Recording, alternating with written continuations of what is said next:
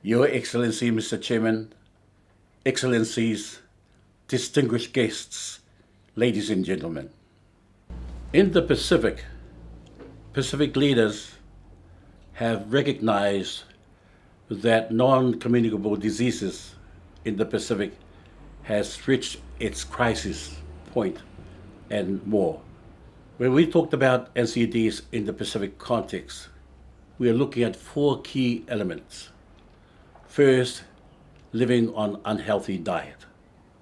Second, the lack of physical exercises on a regular basis. Third, the abuse of cigarette smoking. And fourthly, the harmful use of alcohol.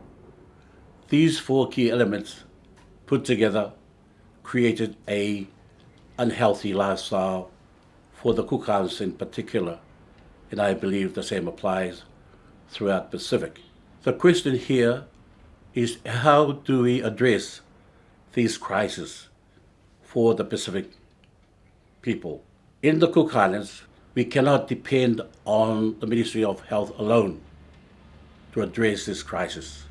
It has to be a multi-sectoral approach, which means that everybody is to be involved. It is everyone's business to be able to address the sort of lifestyle we are going through. We have some very dramatic figures. 86% of the population is assessed to have overweight problem. Out of that, 62% are of obesity, and a substantial amount of that obesity are our children. We look at this as a challenge for ourselves in the Pacific Islands. So how do we deal with this? At this level, the Ministry of Health is doing a lot of promotion, a lot of awareness, going out to the isolated islands and telling them that we are heading through a lifestyle of being unwell, an unhealthy population.